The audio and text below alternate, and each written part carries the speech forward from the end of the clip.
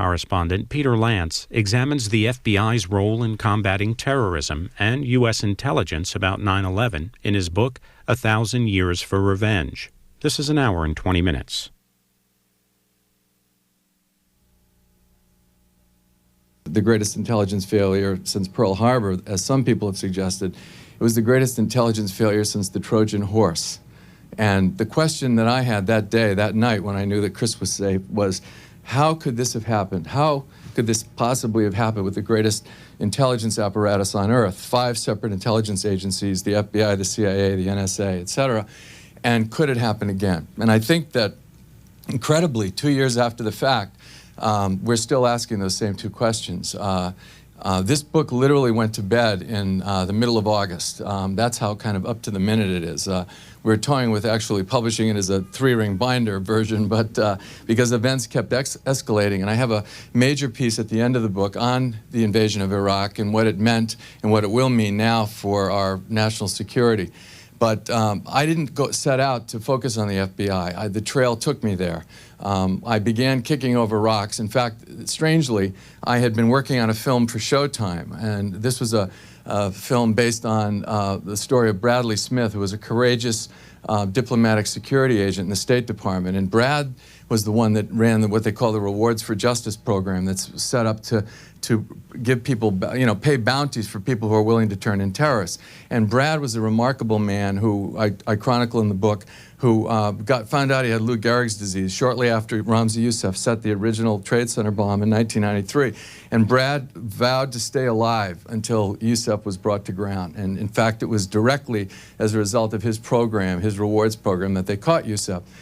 So when I was working on a film that had to do with Ramzi Youssef, I was aware of one of his most notorious plots was called the Bojinka plot. And the Bojinka plot was not a 9/11 plot. It was a plot to blow up to a dozen jumbo jets full of U.S. tourists as they came from Asia to the United States. And the way they were going to do it was to get on in 2-leg hops. They would get on board, build the device, smuggle the components of a device on board, and plant the device on the 25th or 26th row right above the center fuel tank on the Boeing 747, and then get off, only to have the planes blow with these people aboard hours, weeks, and months later, potentially, because he used a Casio databank watch. When I had done the movie for Showtime, I read the entire Bojinka trial transcript of 6,000 pages, and I remembered that Youssef's partner, Abdul Hakim Murad, one of his lifelong friends from Kuwait, had been to 4 U.S. flight schools. So on the night of 9/11, or the next day, when they began talking about Islamic pilots at flight schools, when people really began to get a fix on what was going on, I went, oh, wait a minute, why would a guy train at 4 U.S. flight schools if he was going to get on board a plane, plant a bomb, and get off? You don't need to learn how to fly the plane for that. So I went to storage where I had the 6,000-page transcript, and I poured over it that night. And sure enough, I found that Murad in 1991 and 92 had been to flight schools in Schenectady, New York, New Bern, North Carolina, Red Bluff, California, and near San Antonio, Texas, and gotten his commercial pilot's license.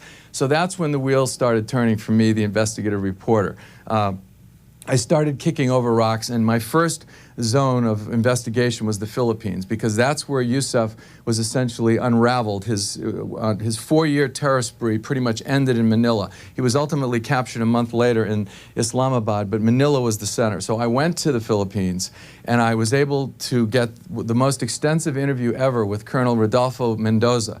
And he is this brilliant Philippine National Police investigator who interrogated Murad over 67 days in 1995. And when I met Colonel Mendoza, he began to, you have to get the trust of these people, and little by little he kind of opened up, and he told me a story that it was incredible. He said the night of 9/11, he was in northern Philippines, where he has his office now, and he was filling out a routine report, and this is 13 hours ahead time zone from New York City.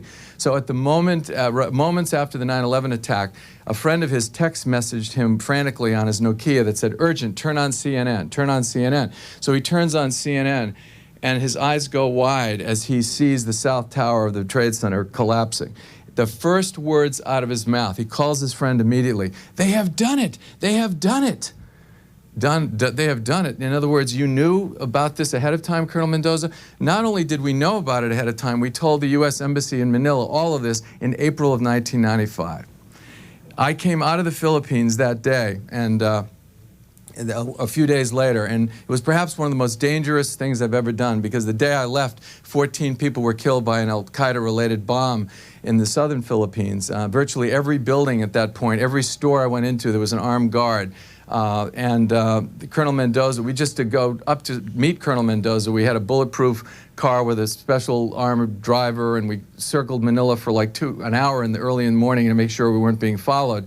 And he gave me over 200 pages of formally classified documents. In fact, I shipped a set of them to a friend of mine here in Santa Barbara, just in case somehow they were, somebody picked them up at customs as I came in. And as I began to look through these pages, my jaw began to drop. And it was the first in a series of stunning revelations to me that, in fact, this plot, this 9/11 plot that Ramzi Youssef had conceived and was ultimately executed by his uncle Khalid Sheikh, was thoroughly in motion in December of 1994. They had 6 targets chosen, including on both coasts of the United States, including the World Trade Center, the Pentagon, CIA headquarters in Langley, a nuclear facility, the Sears Tower, and the Transamerica Tower in San Francisco were the original targets. They had 10 Islamic pilots in 1994 training in U.S. flight schools.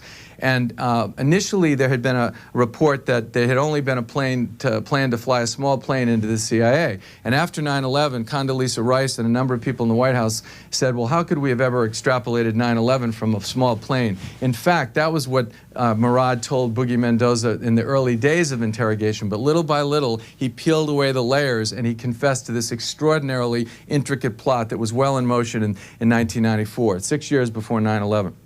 So then, when I had that information, I said to myself, well, could they have stopped Ramzi Ahmed Youssef in the fall of 1992 as he built in Jersey City the 1,500-pound ammonium nitrate fuel oil device that he planted on the B2 level between the Twin Towers? And it was his original intent, we now know, to actually have the Tower 1 collapse into Tower 2. He told the FBI after his capture that he wanted to kill 250,000 people. That was his intent. He wanted a Hiroshima-like event. And when he did not achieve that, in fact, he literally, after that, after they escaped from the garage after he planted the bomb, he stood over in Jersey City on a bench and looked over at the towers burning, the North Tower, and basically was very upset that he had not achieved this goal. And that night, and this is something I found in my research, that night from Kennedy Airport, he apparently called in a coda to the original threat letter that was typed on the computer of one of his conspirators.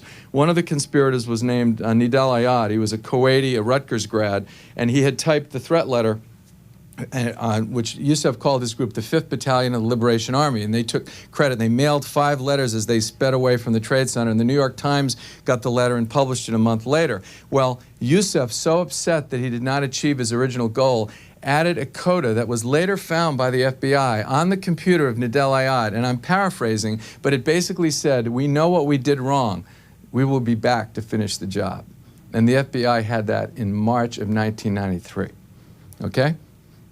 Anyway, so I then went back and I discovered for the first time the story of Special Agent Nancy Floyd, which is an extraordinary story. And after speaking for a few minutes, I would like, if you don't mind, to read some of my book and give you an idea of who Nancy Floyd was. And as I began to unpeel her story, I then found out about another investigator, Ronnie Bucca. And Ronnie Bucca was a fire marshal in the FDNY who had been an ex-Green Beret, and he was a paratrooper in addition to being a firefighter. He had a spectacular fall in 1986 where he was in Rescue 1, which is like the Green Berets of the fire departments, the oldest and greatest heavy rescue company in the world. And they go in and support the fire suppression units. That's their job. They move the hose, they look for bodies, civilians, and members of service. Anyway, they do 700 to 900 working fires a year. They do all the high-rise rescue. If a helicopter crashes in the East River, they're all scuba trained. They're amazing. So this was Ronnie Bucca's unit in New York, and in 1986, he fell 5 stories when he was attempting to rescue a lieutenant who was trapped on the 4th floor of a tenement. He was not expected to live. And yet, in 1 year, and he could have retired on a 3/4 tax-free pension at the age of 32. Now, how many? We all would have, raised your hand if most people would have done that. And yet, Ronnie Bucca not only vowed to return to the fire department, but he vowed to return to Rescue 1. And in 1 year, he got back to Rescue 1, which is a rocky story and a book in itself. So he was known in the fire department as the flying firefighter. He was a legend in the FDNY. And after he hurt his back, he always had an active duty military Army Reserve presence, and he was a paratrooper. That's what he used to do on weekends, jump out of planes with the 101st Airborne. Now, when he hurt his back, he put in for military intelligence, and he was in a unit that was one of 4 units in the entire country tasked to support DIAC, which is the Defense Intelligence Analysis Center at Bolling Air Force Base in Washington, D.C. So that was, if you will, the CIA of the Pentagon. In other words, they call the building the Death Star, and so on weekends, Ronnie Bucca was looking at intelligence and he saw what had happened to Special Agent Nancy Floyd, although they had never met. And because he had almost lost his best friend, Kevin Shea, another firefighter from Rescue 1, who fell into the 4-story pit that Yusef created with that bomb that day in '93, Ronnie went to see him that night in the hospital, and he said, we're going to be involved in this, don't worry, because we're fire marshals, and he had become a fire marshal, and obviously it's the greatest arson fire in New York history. Of course they're going to use us. Well, in fact, the FBI, except for 2 marshals, excluded these experienced investigators from the hunt. And Ronnie Bucca, on his own, began his own journey of investigation. And what he did was he would work mutual back-to-back 12-hour shifts. Imagine 24 hours straight, so he could stay in the city, sleep in a firehouse, go to the New York Public Library, and educate himself about Islamic terrorism. And he got a self-taught master's degree very quickly. And he then came upon this statement that was on the computer that I told you about, and began telling people years ago, as early as 1993, they're coming back, a modern-day Paul Revere. Well, Ronnie Bucca, in 1999, after being spurned by the FBI, they have a group in New York called the Joint Terrorist Task Force. It's the oldest one in the country, and the whole idea of it is to have seasoned law enforcement agents, local cops and law investigators work with the FBI. And Ronnie applied, but because he was a fire marshal, they kind of spurned him. There's an inherent tribal warfare in New York between the Reds and the Blues that has gone on for decades. And he was spurned. He was not admitted. So he had to do this from afar. In 1999, in Metrotech, which is the brand new headquarters of the fire department in Brooklyn, he came across evidence that an Egyptian naturalized citizen who'd been working as an accountant in the FDNY for 25 years that may have been an al-Qaeda mole inside the fire department. He found out that this man was an intimate of blind Sheikh Omar Abdul Rahman, and in a minute I'll explain who the blind Sheikh is and how he fits in this story for over 12 years. And Ronnie found out also that this individual had obtained the plans of the World Trade Center prior to the bombing. This guy got the blueprints of the World Trade Center prior to the bombing. He lied to get a second ID to Metrotech in 1999, which would have allowed someone else access to this building that has the plans of virtually every building in New York City. And Ronnie brought this to the FBI, and they spurned him. They basically, again, he was rejected. I don't want to finish what happened to Ronnie till we get to the end of this discussion tonight. But basically what I decided to do with this book is to use the personal story of Ramzi Youssef, the Mozart of terror, the personal story of Ronnie Bucca, and the personal story of Nancy Floyd, and weave them together as I lay out the evidence in this book. And essentially, that's what 1,000 Years for Revenge is. The title comes from an expression in Ramzi Youssef's home province of Baluchistan, and they say, if it takes me 10 centuries to kill my enemy, I will wait 1,000 years for revenge. And that's what we're up against. That's part of what defines the al-Qaeda threat to this country. So, if you don't mind, I'll just read a couple of things from the book. And Hope I don't mess up with the microphone here. Can you hear me okay? Is that all right? Okay. Chapter 1, Black Tuesday. On the morning of September 11, 2001, the greatest would-be mass murderer since Adolf Hitler was locked down in solitary confinement in a Colorado prison. In a 7 by 12-foot cell at the Supermax, the most secure of all federal jails, Ramzi Youssef sat waiting like a bird of prey. Small, gaunt, and reed-thin, with close-cropped hair and 2 milky gray eyes, he looked across his cell at the stainless steel toilet and sink below a shelf supporting a 13-inch television. It was Youssef's only link to the outside world. As CNN played silently in the background, his eyes darted across the dog-eared pages of his Koran. Yusef may not have known the precise moment of the attacks, but he was sure they would come. After all, he'd set them in motion 7 years before in Manila. The idea of hijacking jetliners laden with fuel and using them as missiles to take down great buildings had come to the bomb maker after he'd tried to kill 250,000 people with his first Twin Towers device in 1993. He'd gone on to plot the deaths of President Clinton, Pope John Paul II, and the Prime Minister of Pakistan while hatching a fiendish plot to destroy up to a dozen jumbo jets as they flew over American cities.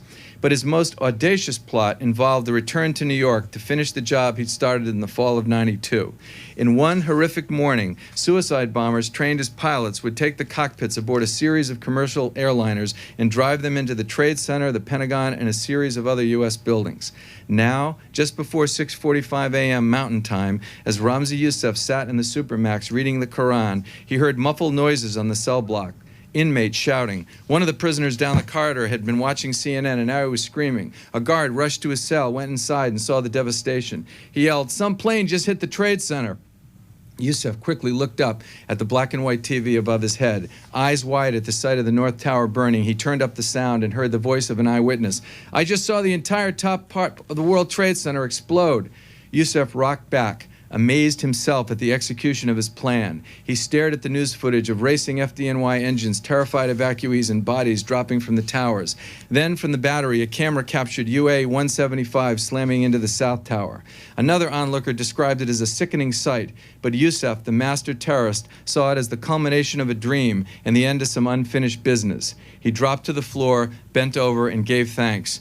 "Praise Allah, the merciful and the just, the Lord of the worlds. We thank you for delivering this message to the apostates." Now we cut to Nancy Floyd. I could not have made this up. Where she experienced 9/11, I could not have even conceived of this as fiction. She had come within weeks of breaking Youssef's bomb cell in the fall of '92, but her investigation had been shut down by a bureau superior in New York. Now, just before 9 a.m., as she drove west across the George Washington Bridge on her way to an off-site surveillance assignment, Agent Floyd heard a report on her car radio about an explosion at the Trade Center. She hit the brakes. Dozens of cars in front of her skidded to a stop, and traffic on both sides of the bridge ground to a halt as the morning commuters all heard the news. Nancy shoved her gun into a holster on her belt, threw a jacket on, and got out of the car. She quickly crossed the center median and moved with dozens of other onlookers to the south side of the bridge. Down the Hudson River, at the tip of Lower Manhattan, smoke billowed up from the North Tower. Nancy listened to a radio broadcast from a nearby car. It was still early in the attack, and the onlookers around her were speculating. Are they sure it's a plane? Maybe a gas leak. Standing there, though, on the bridge, the 41-year-old special agent from Texas knew in her gut what it was. An attack by Middle Eastern terrorists, and not just any attack, but one hatched in the brilliant but deadly mind of Ramzi Youssef. Minutes later, UA-175 roared across the river from New Jersey. For a moment, it looked as if the 767 was pointed toward the Statue of Liberty in New York Harbor. Then it turned to the left and slammed into the upper floors of the South Tower. Back in 1992, through Imad Salem, an Egyptian informant she'd recruited, Nancy Floyd had come so close to the men around Youssef she could almost smell them. By then, Ramzi Youssef was hard at work in an apartment in Jersey City building the 1,500-pound urea nitrate fuel oil device he would plant on the B2 level between the towers. Now, Nancy watched those towers as they burned, knowing that though he'd been in federal lockup since 1995, this was somehow the fulfillment of Youssef's plan. For Agent Floyd, it was a vindication, but she took little comfort in the thought. Her attempt to expose the first Trade Center plot had almost ended her career. Only now, years later, she'd begun to recover. She'd put in for a transfer to a small FBI regional office in the far west. Her request had been granted, and now Nancy was only 18 days away from leaving New York. Long ago, she tried to bury thoughts of Youssef in the '93 bombing, but now she couldn't stop thinking about him, especially after a call she'd received that past August from her old informant, Imad Salem. He'd been in the Federal Witness Protection Program ever since testifying against the cell around Youssef and Sheikh Abdel Rahman. Largely on Salem's word, the blind sheikh had been convicted of a plot to blow up a series of New York landmarks, including the tunnels leading into Manhattan and the very bridge that Nancy Floyd was now standing on. But years before, Floyd had been prohibited by the Bureau from taking Salem's calls or even discussing the details of the original bombing with him. In all the years since, even when Salem had been diagnosed with cancer in 1998, Nancy had never broken the silence. Then, a few weeks before 9/11, she was working an FBI undercover assignment when Salem sent word that he wanted to talk to her. They never connected, so she never heard what he had to say. Now, as she stood watching the towers burn, Nancy felt a cold throb at the base of her spine. Could Ahmad have been calling to warn me about this, she wondered? She would never know. Only in the summer of 2002, months after the attacks, did Nancy Floyd become aware that another investigator had been on a parallel course. Along with the word tragedy, September 11th was the day the word hero took on new meaning. For the FDNY, the statistics were numbing. 343 members of service lost their lives. 95 firefighters in the department's Special Operations Command were wiped out. Rescue One, the preeminent heavy rescue company in the world, lost 11 men in a house of 25. September 11th was a day full of terrible ironies, but one of the cruelest involved a man who was already a bona fide legend in the FDNY 15 years before he ever roared down to Liberty Street and raced up the stairs of the South Tower. Ronnie Bucca was a 47-year-old fire marshal with the FDNY's Bureau of Fire Investigation. A veteran firefighter himself, he had investigated the original bombing in '93 and had come away convinced that the perpetrators would return to finish the job. Over the next 6 years, as he educated himself on Islamic fundamentalism, Bucca found himself continually frustrated by the FBI's inability to appreciate the bin Laden threat or share the intelligence. Despite the fact that he had a top-secret security clearance as a warrant officer in a high-level Army Reserve intelligence unit, Bucca was repeatedly frozen out by members of the NYPD FBI Joint Terrorist Task Force, one of the key Bureau units hunting Youssef.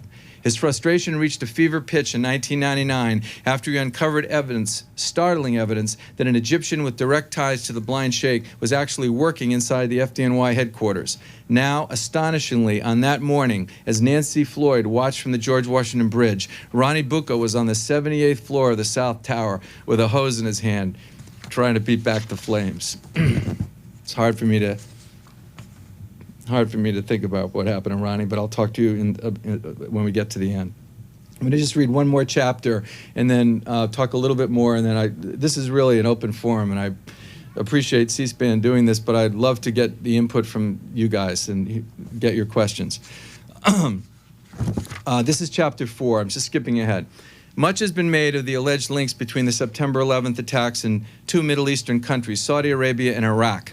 A primary motivation for the U.S. invasion in March of 2003 was the allegation that Saddam Hussein's regime was tied to the terrorist network that executed 9/11. In fact, as we'll see, the connection between al-Qaeda and the old Baghdad regime were limited and tenuous. Saudi Arabia, however, was another story. 15 of the 19 9/11 hijackers were Saudis. A mini-scandal erupted in November 2002 when it was learned that money from the wife of the Saudi ambassador to the U.S. found its way through a San Diego-based charity to two of the hijackers. The very same charitable entity that evolved into al-Qaeda had begun as a fundraising conduit during the Afghan war, in which the Saudis matched the U.S. contributions dollar for dollar. And though his roots were in Yemen, Osama bin Laden himself is the scion of a family whose multi-billion-dollar construction empire built much of Saudi Arabia's infrastructure. But the record now shows that if the Islamic dissidents of any Arab country had a major role in the attacks of 9/11, it was Egypt. After a bitter dispute for control of the multi-million-dollar Afghan rebel fundraising network, it was an Egyptian bloc that first helped Osama bin Laden cement his position at the top of the jihad power structure. Both of bin Laden's chief lieutenants came from Egypt. The spiritual leader of the two Islamic extremist groups associated with them is Egyptian. In fact, the first known shots in al-Qaeda's war on America were fired largely by Egyptian immigrants at a rifle range in Calverton, Long Island on 4 successive weekends in July of 1989. Now that's how far we take the trail to 9/11. I just want to digress one moment to show you that one of the things I did in writing this book, and I wrote this book because I had been on my own self-taught master's degree for the last 2 years, and I wanted to write a book that would quickly bring Americans up to speed on this al-Qaeda threat. And I wanted the book to be simple, not just a historical, polemic. So what I did was, and because many of the names are complicated and they use multiple aliases, I created a timeline that is in the middle of the book. And the timeline is essentially 32 pages. And I don't know if you can get a shot, George, but anyway, the timeline traces traces the line going back to 1989 all the way up through 9/11. And what you end up seeing is the same faces time and time again show up on this line. And when you, after a while, you go, how did the FBI miss this? I mean, it's just extraordinary. The visual picture is amazing. The timeline also is keyed to the text in the book. So you can, if you're reading and you lose a place and you forget where does this fit in the big picture, you go back to the timeline. But the first major dot on the timeline happened in this result of this surveillance in 1989.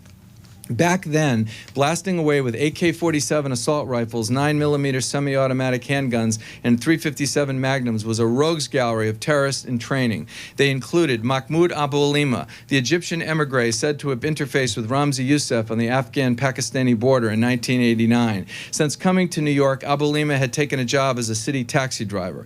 El Sayed Nosair, born in Port Said, Egypt, a 34-year-old Prozac-popping maintenance man, Nosair worked in the basement of the Manhattan Civil Court building. And Mohammed Salema, a Palestinian born in Jordan. Salema was related to Nosair's cousin, an Egyptian named Ibra Brownie.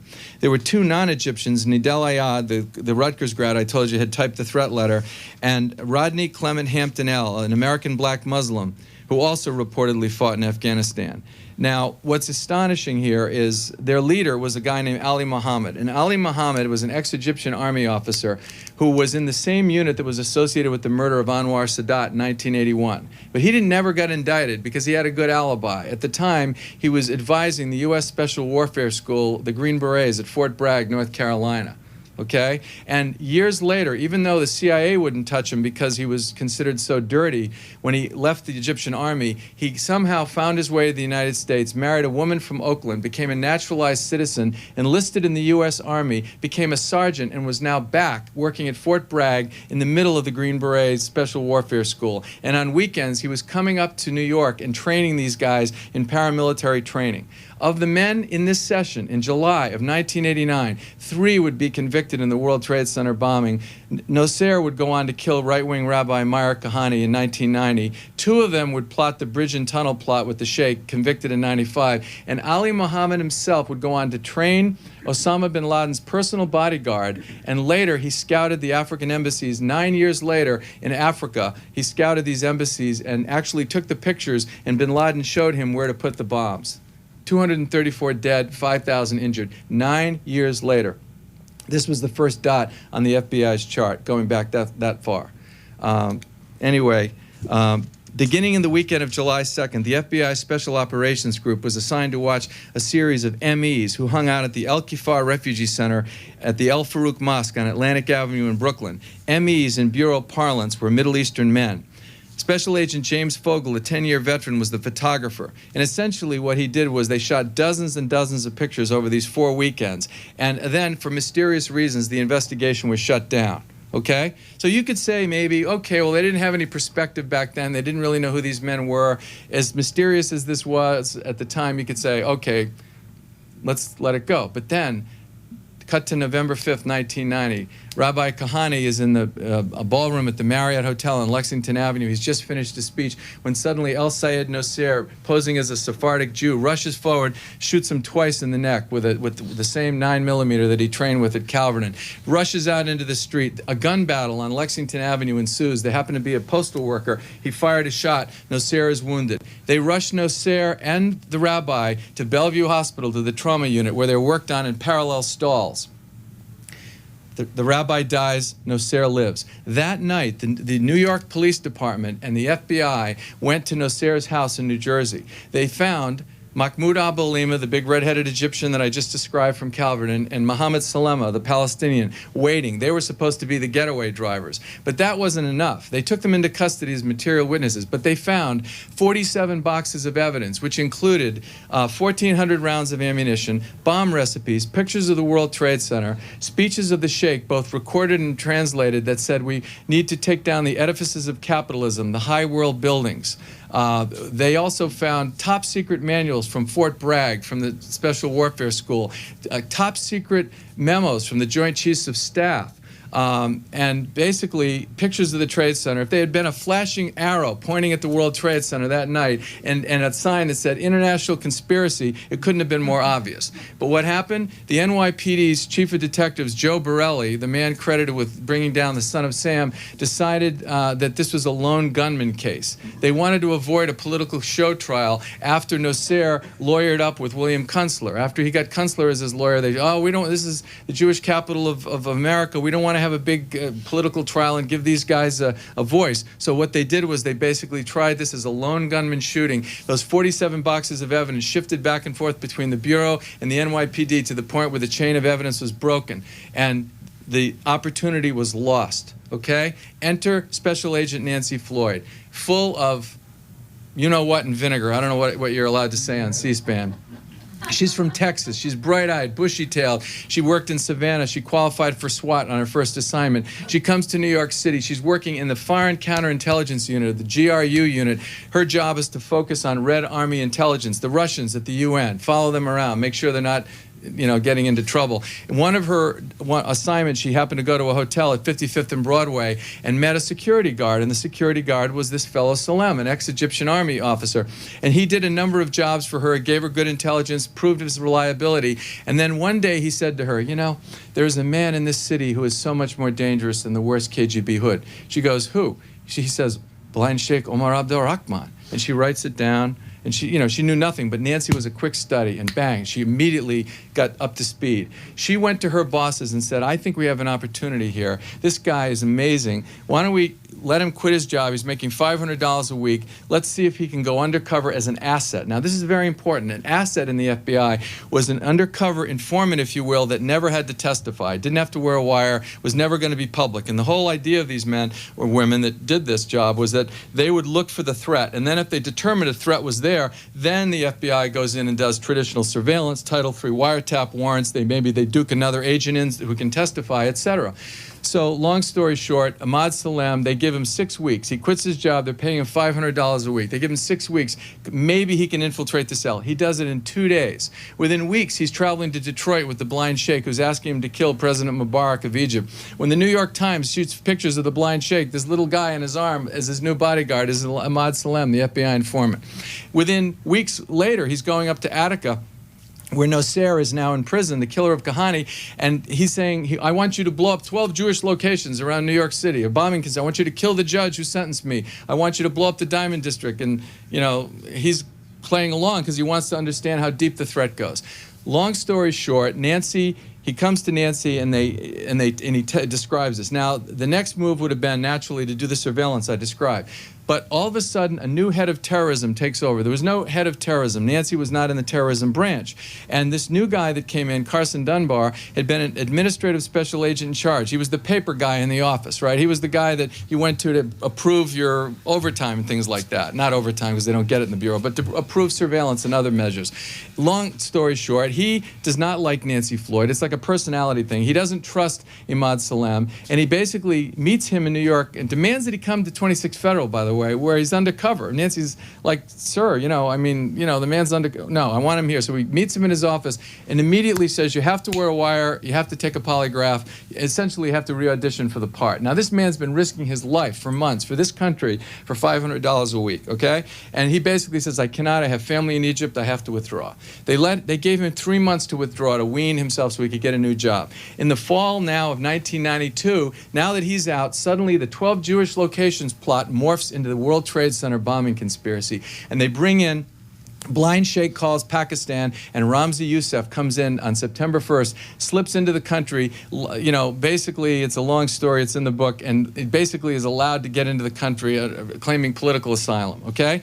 He's now in Jersey City building this 1,500-pound bomb. Salem knows there's something going on. He just doesn't know what because he's withdrawn. He's backed away. He meets with Nancy at the Subway sandwich shop near 26 Federal Plaza in the fall of '92 to get his last $500 payment, and he says to her, Nancy, I beg you, you must follow Mahmoud Abalima, the 6'2" Egyptian I mentioned, in Salema. There's something going on. If you follow them, they will lead you to whatever it is.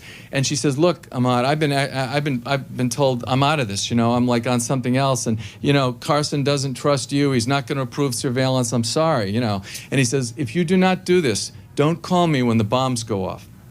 He said bombs with an S. The night after the bombing that killed 6, 7 if you include the unborn child of Monica Smith, and injured 1,000 and basically did $500 million in damage to the Trade Center, the FBI frantically brings Ahmad Salem back into the fold. And they end up paying him $1.5 million to do what he could have done for $500 a week in the fall of '92. And he sets up in 2 months an undercover operation that stings the Sheikh and 11 others in the plot to blow up the bridges and tunnels. In 2 months, they could have done the exact thing in the fall of '92. And if they had, because Ramzi Youssef designed 9/11, they would have stopped the original Trade Center and they would have stopped 9/11.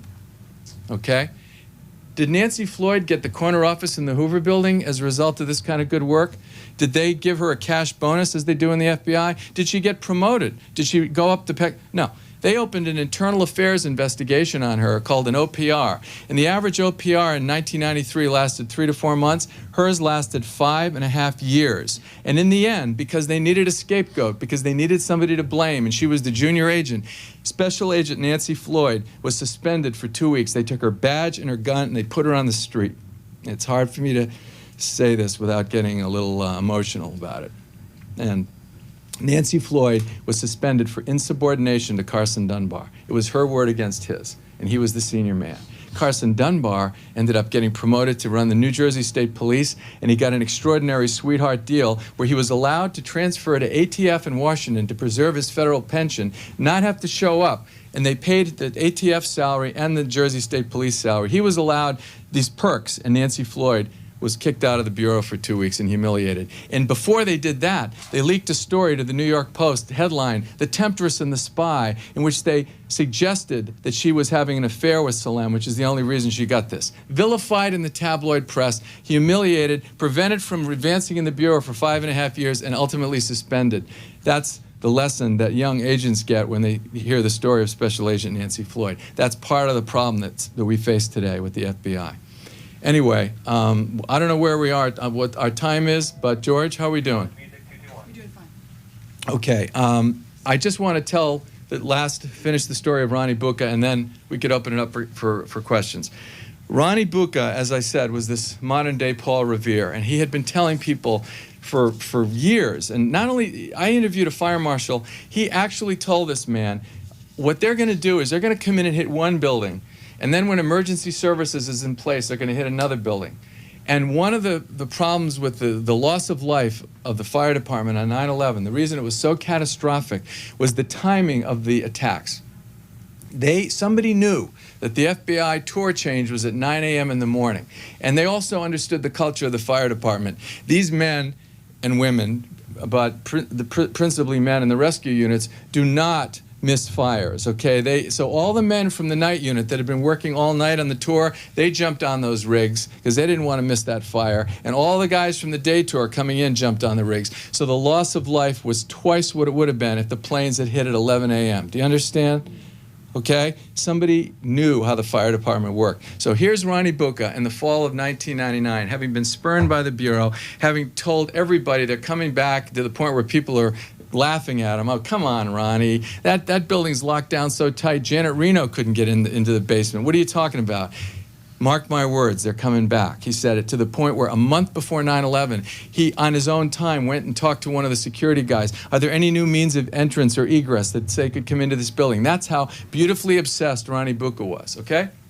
Now we're at September of '99, and for 9 months they allowed him to work at Metrotech, this new headquarters, focusing on terrorism.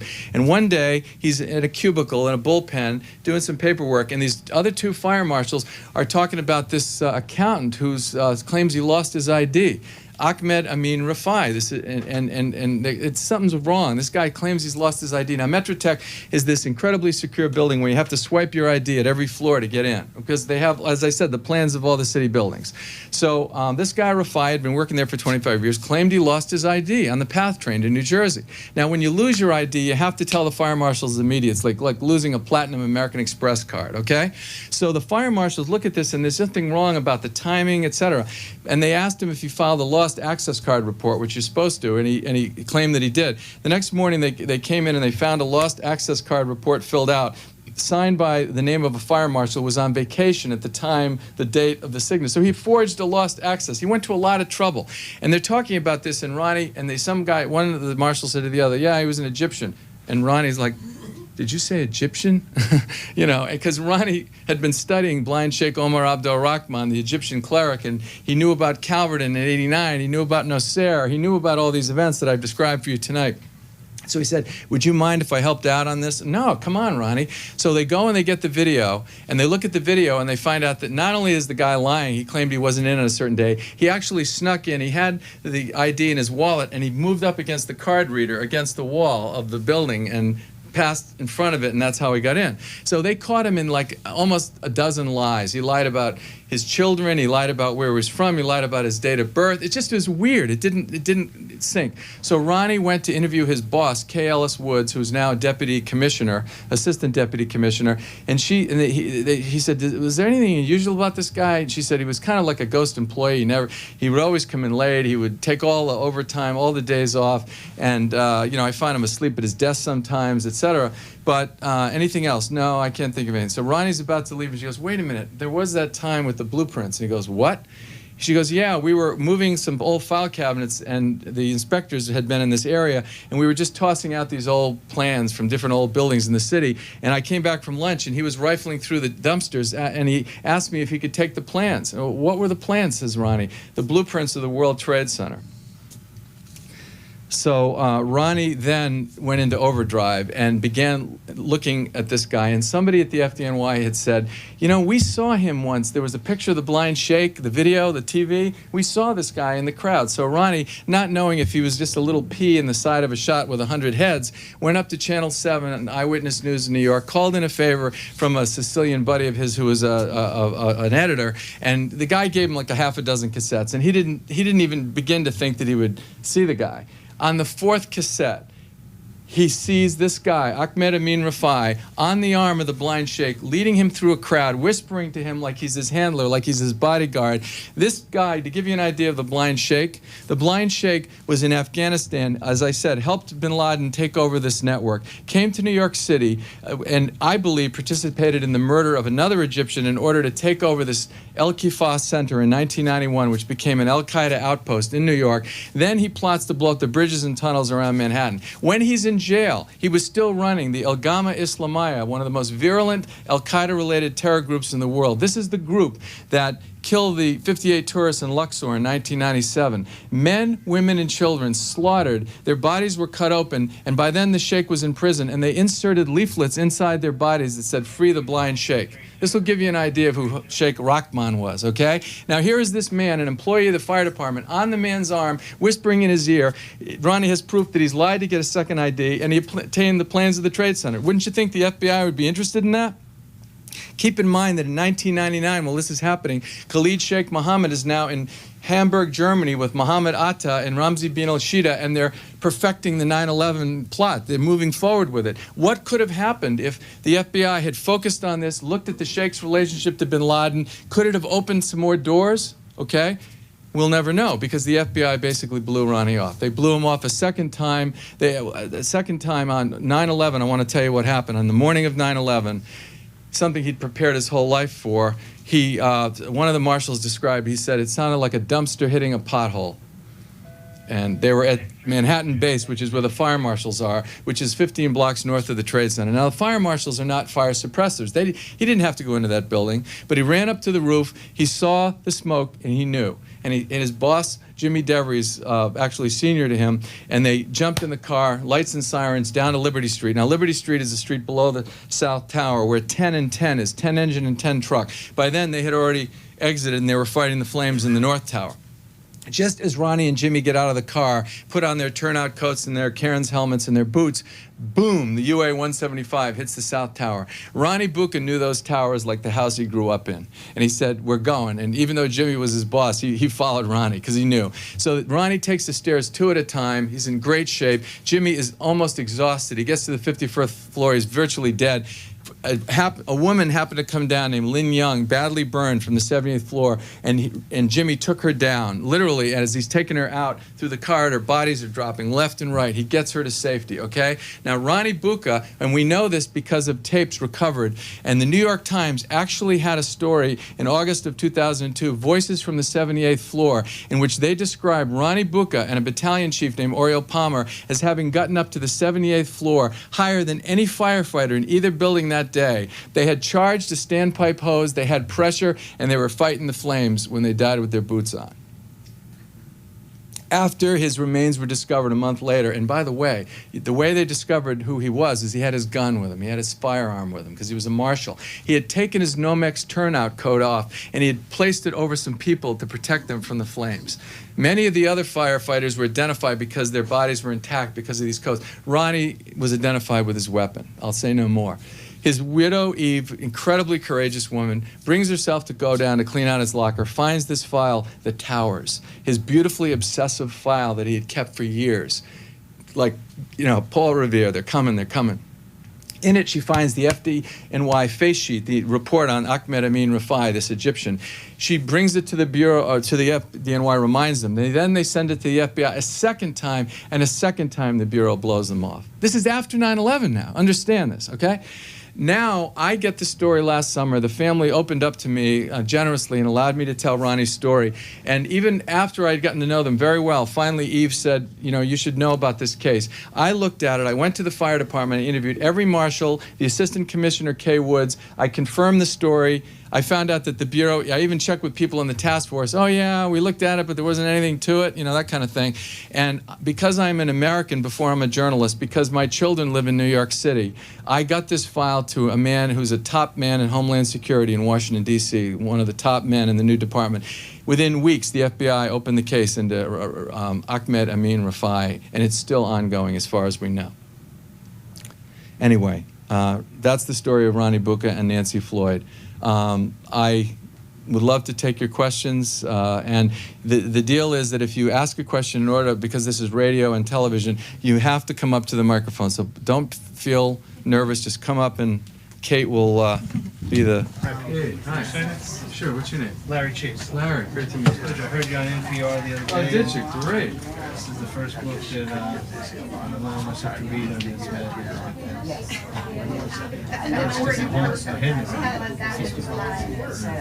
No, you got to get angry now, because now 2 years is too long, you know, and they're going to come back. I'm telling you, they're going to come back. It's not a question of my mind, so be ready. Thank you. Okay, man. Thank you. Good work. I want to say something. I feel a little uncomfortable. I'm not used to this. Go ahead. It's Monday. It's kind of a Colonel Mendoza thing. I heard on talk radio, and it's not the Middle East. It's here in California, and I can make it short. Go. Yeah. Well, go ahead. Well, I just don't want, if somebody else wants to have a book sign, I can do that, and then we can talk. You're good? Okay, go ahead. Sorry. I heard our talk radio, Jerry Cornfield. Yeah. I heard him, he had about 2 summers ago, interviewing people come for a half hour. The guy he interviewed stayed only 15 minutes, and he's talking about the Sandinistas or bringing in soldiers to start a revolution against our country. And I wanted to say this to you on the show, and then the guy left. Take one of my cards and maybe check my website. I'd love to talk to you. I'll be happy to talk to you about it. Sure. Thank you. I've heard of something else too. All right, thanks. You really mean it? Hey, You want thank me you. Thanks a lot. Good question. Thank you. Great. Well, spread the word. You're obviously well informed. This is just like, this is mainstream press. This is like a chief's investigation. Right. Look, Yeah, society. that's neatly trimmed lawn. Yeah. And you can tell the low back. Yeah, exactly. I mean, you can Right. All right, well, look, just, send me an email. All right? Great job. Okay, thanks for coming. All right, thank you. Thank you. Keep up the good work. You look familiar. Oh, so do you, but I don't know how I would know you except from the newspaper. You look familiar, anyway. Anyway, thank you. Oh, great. Yeah, Okay, it's really thanks very fun, much. interesting. Why don't you buy a book? Come on. Oh, I will. You came all the way. Eventually. Why don't you let me sign one for you? Come on. Come on. Thank What a you. salesman. Yeah. Look at all these books they have. I feel bad And I for can, them. and I Well, can. tell me your name. Suzanne with a Z, S-U-C-A-N-N-E. Okay. I can show it off. That's right. I know the man. Thanks for doing this. Thank you. Thanks for coming. Well, I know did it you was hear a about lot it on of the work. radio or? No, I saw it in the paper. Oh, great. Yeah, they did And it really nice. and That I was Scott- really fascinated, and I was glad to see that somebody had actually done this kind of work, Thank you. Thanks a lot. because I know it took a lot. Let me give you my card and just send me an email and say, you know, we met. Yeah. That way you can email me and I'll hook up. All right. Thank you. Good luck Great, on your thank next you. book. Okay. We'll Thanks, see you thank here next time. I hope so. Okay. Bye. If Sue lets me come in. Sure. You just come to my website. Thank you very much. Thank you for this. So should I sign it to you? Would you mind? I'd love to. Now, I put him to the full title page, is Is that there- okay? Yeah, that's fine. I think It's just people a will prefer that, don't they? signature. The collectors like that, I know. don't they? Just Do you shove have it those to little the side. stickers at Yes, some I point? do. I usually stick them like right in here. On my way. The space. Yeah. Make sure I didn't look back. These are the ones that are done. I'll put them down here. Yes. Don't panic, I won't mix them up. I can repeat. What was the question? Oh, yeah. In one of his radio interviews, you mentioned Flight 800, and so Peter will elaborate on that.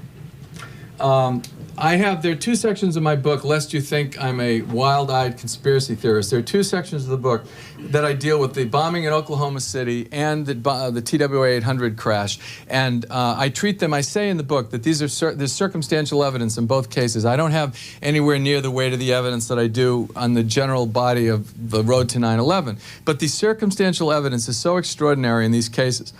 TWA 800 was a flight that took off from JFK bound for Paris on the 17th of July, 1996.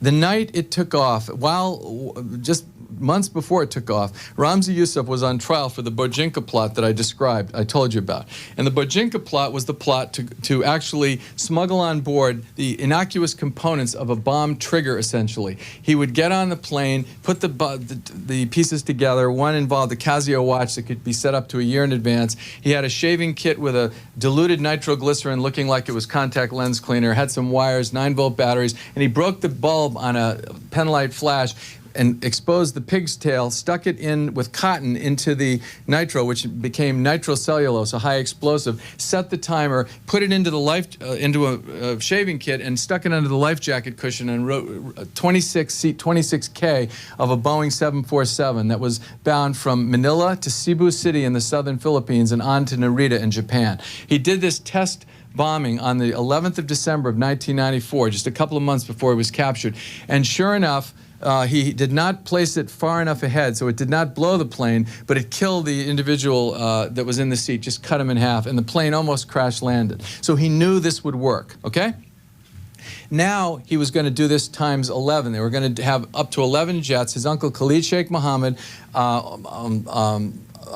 Abdul Hakim Murad, who I described, Colonel Mendoza, and a fourth individual called Wali Khan Amin Shah, who was like this with bin Laden. Bin Laden called him the lion from fighting in Afghanistan. So these four guys, one guy would get on in Hong Kong, take the flight to Singapore, and then get off, and then the flight would go to LA. Another flight would go to Chicago. Another flight would go to New York City. And contrary to what the feds said in the trial, I found evidence from Colonel Mendoza that the plot was much more monstrous than ever conceived, because the feds claimed, they called it 48 hours of terror. Even though they were planning the bombs over 48 hours, they weren't going to explode over the Pacific. That wouldn't have made sense. As soon as the first plane blew, they would have shut down worldwide air travel. What they planned to do is set these weeks and months in advance, so a plane could blow up flying into New York City or at a terminal in Chicago or any number of places. So anyway, after the jury in the Bojinka trial had heard this evidence for weeks, and Youssef, by the way, was representing himself and not doing a bad job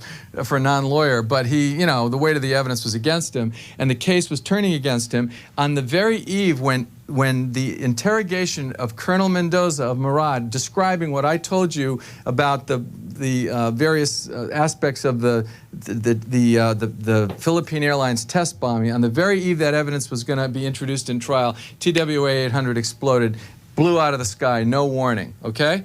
And the next day, of course, they moved for a mistrial, okay, which the judge refused to grant. But when the FBI, and they immediately suspected terrorism, when the FBI began examining the records pulled out of Long Island Sound, they assembled 95% of the plane at Calverton, Long Island. Ironically, the same place that in 1989 the guys have been firing. There was a hangar there.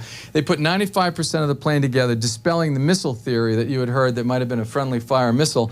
And in fact, though, found nitroglycerin, PETN, a high explosive, and RDX all over the plane, especially in the carpeting along the 25th row of the plane. Now, how did the FBI, which eventually ended up rolling over and siding with the NTSB, the NTSB always wanted to make it a mechanical issue, and they ended up, in the absence of any evidence, physical evidence of that wreckage, decided to say there was a spark in the fuel tank, the center fuel tank, that caused the explosion. It was like the single bullet theory in the Kennedy assassination. They had a theory and they fit the evidence to meet the theory. In the absence of that, though, the FBI rolled over. You know what the FBI's explanation was for why the high explosives got on the plane? They said there was a test by a cop in St. Louis with a bomb-sniffing dog at an airport 5 weeks earlier, and somehow the bait, if you will, was spilled and somehow contaminated the plane. Well, first of all, the guy used a zigzag pattern. The bait does not spill. The bait has integrity to it. And in fact, he told the FBI the places they found the explosives were nowhere near that. Second thing was that we now know, and this is some information I found since my book has come out, we now know that that police officer that did that test did it on an empty 747, as you can imagine. He's not going to do a test with a bomb-sniffing dog on a flight that's, well, when he finished his test, according to his log, 20 minutes later, the flight that became TWA 800 took off, which meant that that flight was fully catered. The crew had been on board for half an hour at least, and half of the passengers were on board at least. Yet he swore that he did it on an empty plane. There was an identical 747 at gate 50. In fact, it was the sister, almost the sister plane to this one. It rolled off the Boeing assembly plant only 2 planes before the flight that became TWA 800. And this guy, to this day, says he told the FBI he couldn't be sure if that was the flight. So I then interviewed Kenny Maxwell, the supervising special agent in Calverton, who said to me, Peter, it gnaws at me to this day. We found RDX on the aft cargo curtain in the cargo hold. Even if they did the bomb-sniffing dog on that flight, the dog didn't go into the cargo hold. We never found the 10th cargo door. We found 9 doors, suggesting it was blown. We found distress on the skin of the plane, suggesting an explosion of some kind. It eats at me to this day. I said, well, why didn't you pursue this? He said, we were told to shut it down. Shut it down. You're spending too much money on this investigation, and you're pulling too many men away from the war on terror investigation, essentially. Irony of ironies.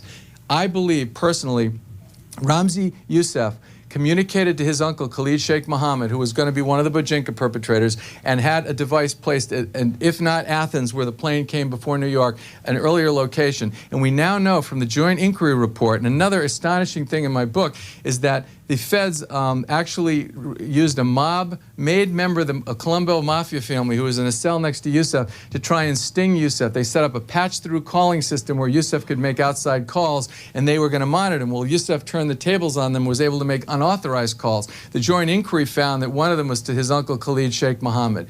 Could he have not said, the trial is not going well, uncle? Let's see what you can do. And he would have achieved 3 things with that bomb. Ego first, and Youssef had a massive ego. I mean, massive. Second thing, he would have potentially gotten a mistrial. And the third thing that they did achieve was that between Oklahoma City and TWA, for almost 2 years, they sapped almost 1,000 agents of the Bureau and diverted attention away from the real hunt that should have been focusing on Osama bin Laden. Brilliant strategic move, and I believe it's related to Youssef. Yes? Do we have a, how are we doing on time? It's okay? Okay. What is your theory as to why the 1,000 Years of Revenge was directed against America rather than some European countries where the Crusades originated and were enacted? Is it because of our strength and world position that it would have so much greater impact than if they were to do the same thing in London or Paris, Rome? That's an excellent question. Did everyone hear that question? Why America? If you're going to have a jihad against the West, why focus so much on America? Well, remember now, there had been a number of bombings in Europe over the years, in the 80s and 90s. I mean, and there are some people that believe that when there were a number of very violent incidents in France, that the French essentially got together and made a deal with some of these terrorists to keep it off of French soil, which is, there's a theory that one of the reasons the French refused to allow U.S. flights to overfly France when President Reagan attacked Gaddafi in Libya was for this reason. But don't forget, there was Pan Am 103. There were, in Lockerbie, Scotland, there have been a number of incidents not directed to the United States. But one of the things I talk about in the book, and one of the great tragedies, is what they call in intelligence circles blowback. And blowback is the unintended consequence of a covert operation.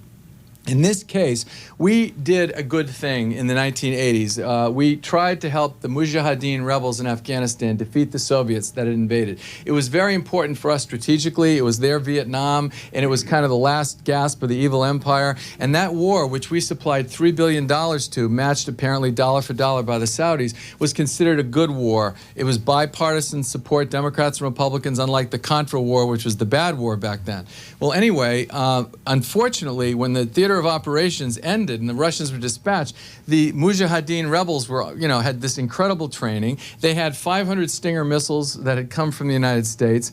There were at least what they call 14,000 Afghan Arabs, non-Afghans who'd come from, there were blue-eyed Chechens, there were black South Africans, there were Filipinos. This was the Spanish Civil War of Islam, if you will. Only as a writer pointed out, after the original Spanish Civil War, people like Hemingway went to Paris to write books, and these guys decided to focus on America and blow things up. And I do think that a measure of that was that, and with respect to bin Laden particularly, the fact that we were the big guy on the hill. We symbolized the ultimate in Western power, and it is the West that they have such a virulent hatred for. They want to return these extremists to the 7th century caliphate, the Islam of what they perceive to be the Islam of the 7th century. And we represent, tolerance, freedom, women's rights, other things that are anathema to them, and they focus on the United States with great ferocity. And as I say in the book, and my last chapter is all about Iraq, I believe that the danger has increased since the invasion of Iraq, and I'll be happy to discuss that if you want. But I think one of the things I do in my book is I point out that there is little or no evidence of a connection with, and the president even admitted this a few weeks ago, that between Saddam Hussein and Al-Qaeda with respect to 9/11, little or no evidence. Yet now that we've decapitated the dictator, there's evidence that Al-Qaeda people are infiltrating Iraq and aligning with the Ba'ath Party. So the threat to America is actually, I think, greater. And it's not just my opinion. Colleen Rowley, the courageous lawyer from the Minneapolis office who was put on one of the Time Magazine Persons of the Year for standing up to Director Mueller, Colleen Rowley wrote a letter to him February 26th of this year, and she said, I'm paraphrasing, I fear what will happen from the increased danger if we invade Iraq. I'm not sure the Bureau is prepared to protect us, and I'm not sure you've communicated that to the President. So this is Colleen Rowley on the inside. Here's Fran. Hi, mine is a follow-up question then. How come with 100 senators and 435 congresspeople, couldn't a Nancy or a Ronnie have found somebody with the White House's ear, somebody who's close to the White House, who could then bring this story to them and have, because obviously they can say to the FBI, hey fellas, let's do something? Or is this a naive question? It's not naive, but I think you have to put yourself back into the moment. First of all, they were in the middle of this. They were ground troops, if you will, in the war on terror. She was a junior agent, and street agent or brick agent.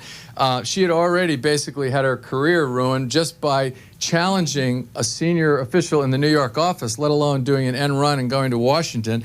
Ronnie Bucca had great respect for the military and the chain of command.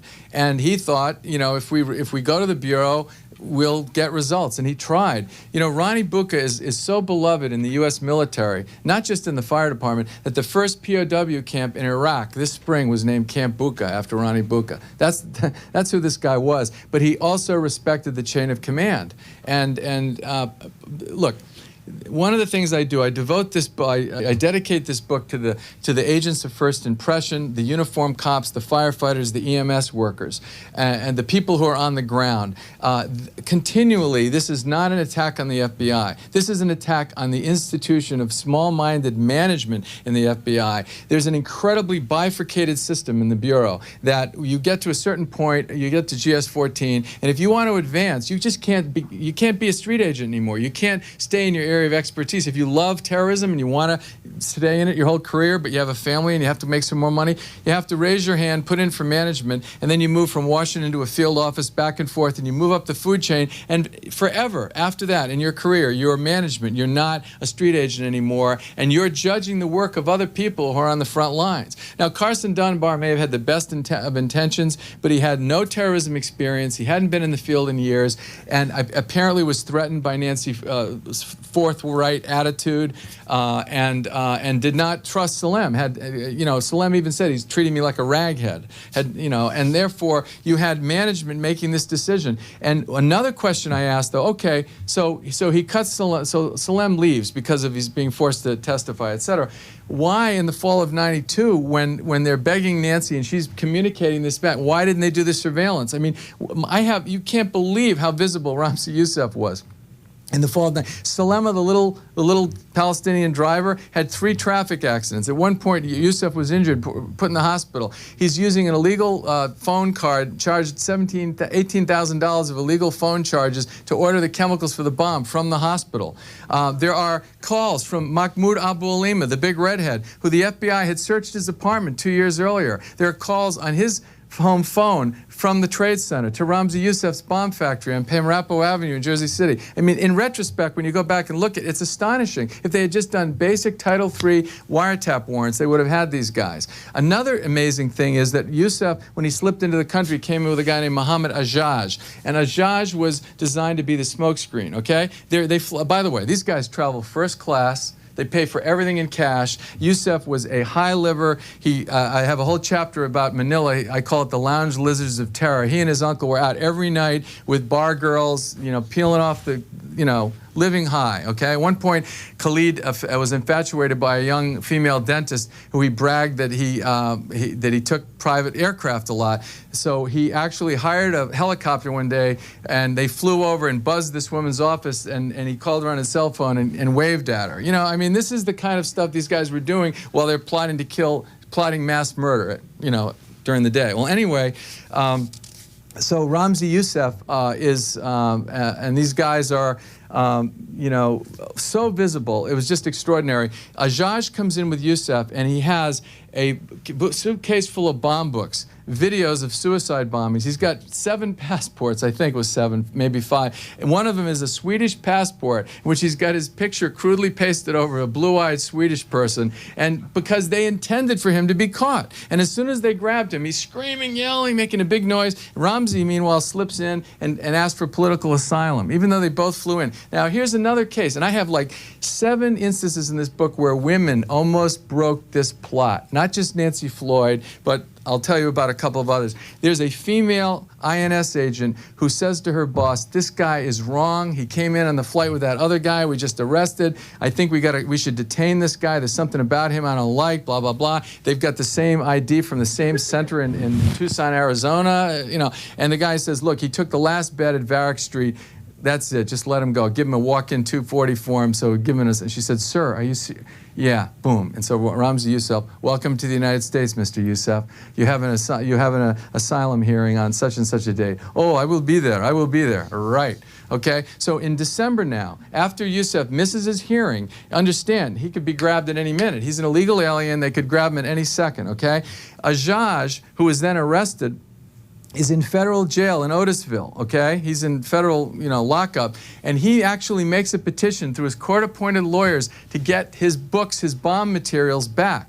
And he and Youssef are talking to each other through a burger joint in Texas. They're using the 2-way calling feature on Pac Bell, and they have a guy in Texas at a burger joint. They're calling there, and then the calls are being forwarded to Ramzi at the bomb factory in Jersey City, and they're using codes to discuss it. And Youssef says, I need those manuals. Can we get the manuals? So he has, Ajaj from prison has his lawyers petition to get the manuals, and the judge grants them the manuals back, to get the manuals back. Now, did anybody in the Bureau think to show up at that hearing and protest or monitor that? Because if they had then monitored him in prison, which they were allowed to do without a warrant, they would have had him talking to Ramzi Youssef as he built the World Trade Center bomb. I mean, there are a dozen of these jaw-dropping things in this book that when you read them, you are not going to believe it. One of the biggest problems is the FBI has been lionized by Hollywood, by, Ephraim Zimbalist Jr., the G-men. And we have this vision of the FBI as this invincible crime-fighting force. When you read this book, it will make you angry, it will make you afraid. And the whole purpose of this is to channel that fear into results. Call your congressman, call your senator, and make sure that the Bureau reforms before the next one. That's my whole purpose in writing this book. Hi. First of all, thank you for your courage in using your talent to put together this book. It's amazing. Secondly, do you feel there's an impact on the fact that the bin Laden family, after 9/11, was detained for a week and then escorted out of the country? And do you think there's an impact on the fact that the bin Laden family has so many networks and relationships amongst American business and institutions? Yeah, that's a great question. My next book is going to involve an individual who I treat in chapters 21 and 34 of this book, Harry Ellen. Harry Ellen, if you go to my website, peterlance.com, and you go to the upper left corner, you'll see a story in today's New York Times, yesterday's Washington Post, and the AP in the last 2 days about Harry Ellen. Harry Ellen is this extraordinary individual who was, his grandfather, step-grandfather was Jewish, but he converted to Islam in the early 90s and began an initiative into Palestine, to Gaza, to try and bring medical aid to the Palestinians. And the FBI actually piggybacked on that and invested some money for intelligence reasons so they could, keep track of what was going on. Well, Harry ended up having a falling out with his control officer, and it's a long story, but the guy basically threatened to blow his cover with the Palestinians. Now, look at all the brouhaha over just blowing the cover of the ambassador's wife, who is, not to take anything away from her, but she's inside an embassy. This guy is meeting with Hamas, the Islamic Jihad, and these terror groups, in order to get safe passage for Jewish doctors to go over there. And an FBI agent, according to Harry, threatened to blow his cover and did blow his cover, okay? Well, Harry actually, his control agent, Ken Williams, was the guy who became famous for sending the famous Phoenix memo 2 months before 9/11. The Phoenix memo said we should be looking at flight schools, but it was only 2 months. I have in my book the fact that Harry Ellen put Ken Williams onto Islamic suspicious pilots in Arizona in 1996, okay?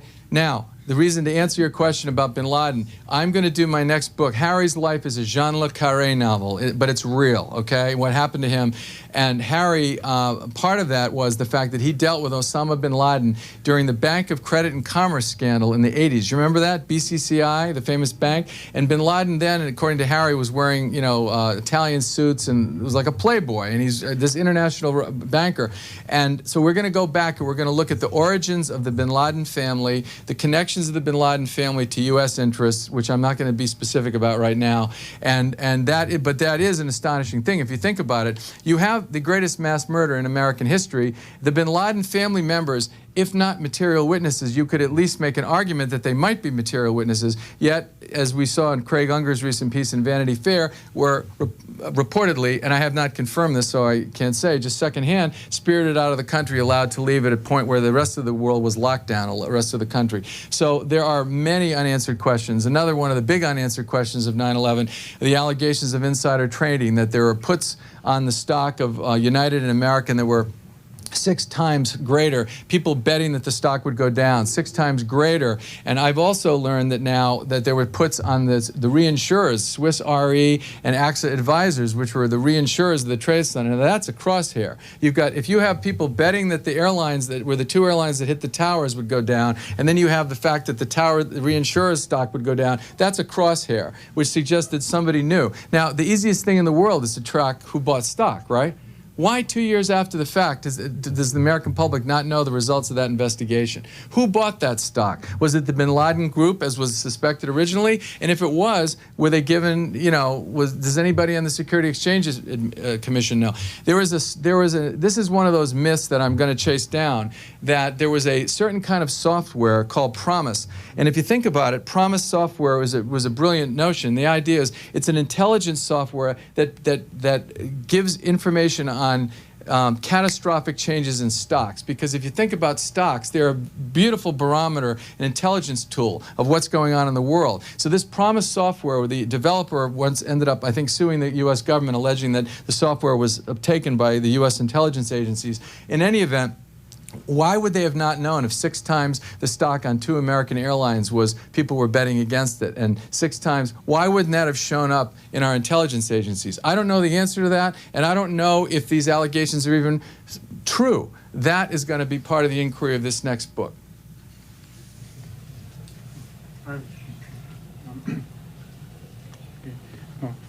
Thanks again. I really respect what you've done here. From what I've heard about those put options, the profit was never claimed, but I'm sure you'll investigate that those put options never claimed. But anyway, I just have a few questions here.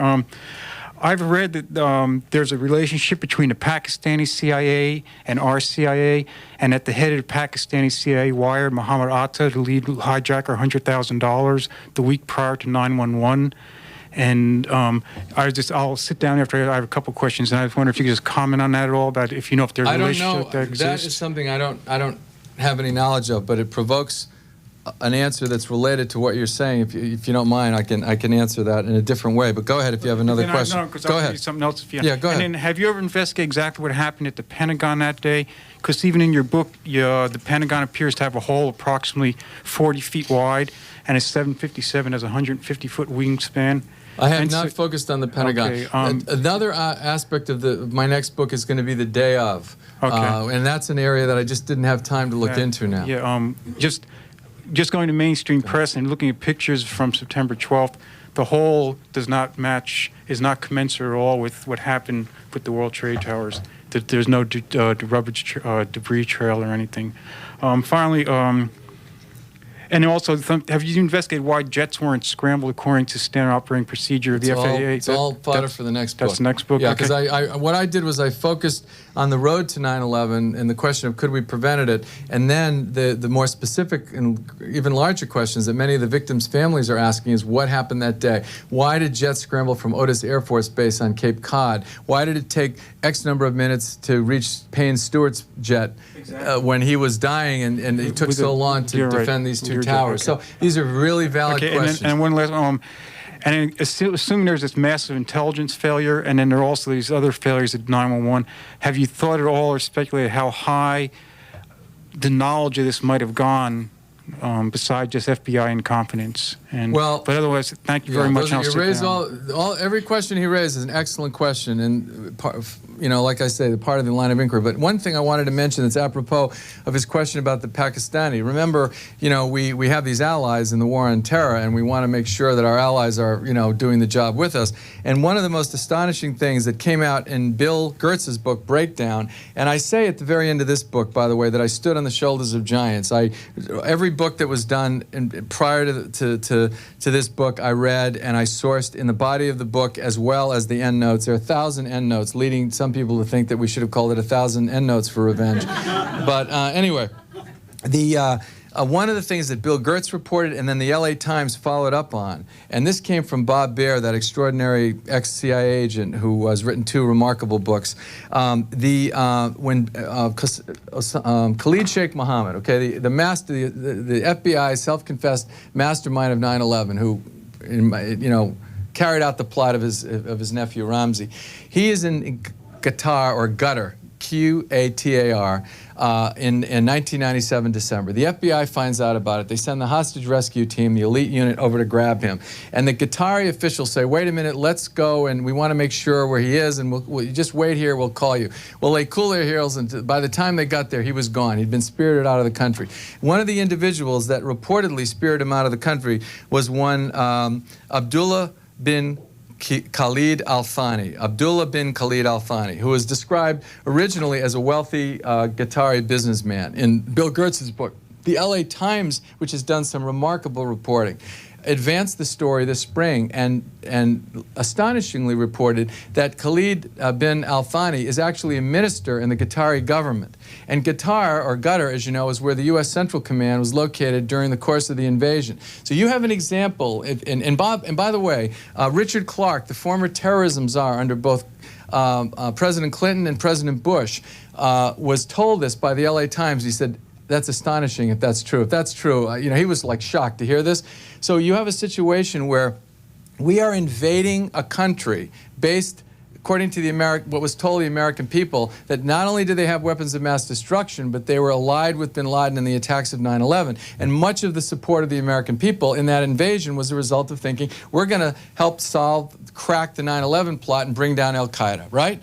Yet, as I say in the book, little or no evidence of that, and yet the country where our central command is located has in its government an official who helped dispirit the mastermind of 9/11 out of the country. Now that is astonishing, okay? Why hasn't anyone addressed that fact? That is that is one of the dozen or so you've got to be kidding things that I came across when I was doing this thing, and I had to double check and triple check. And you know, after a while, I kept saying to myself, is this incompetence?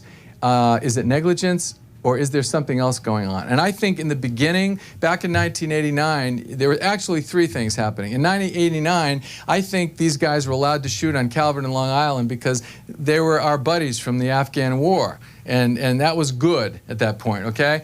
And then I think there was a level of incompetence and arrogance that didn't appreciate how a loosely organized group of, you know, quote, ragheads, as they were referred to by some people in the FBI, could have done this. And then by the time you had the Philippines evidence where Colonel Mendoza turned it over, I think we're into cover-up mode at that point. I think people were starting to say, my God, we could have stopped this guy in 1995. We've got to separate Khalid Sheikh Mohammed from his nephew, because if we really draw the dots that I have connected in this book, and I have challenged Director Mueller, and I challenge him now, I hope he watches C-SPAN, to come on and debate me or just challenge anything in my book. If I'm wrong, I stand corrected, and I want to see that I'm wrong, but I connected these dots. I'm an individual reporter. I don't have subpoena power. I used a reporter's notebook, a phone, and Google, okay, and tenacity. And that's how I wrote this book. And anyway, Peter Lance's latest book is 1,000 Years for Revenge, International Terrorism and the FBI, The Untold Story. It's published by Regan Books, online at harpercollins.com.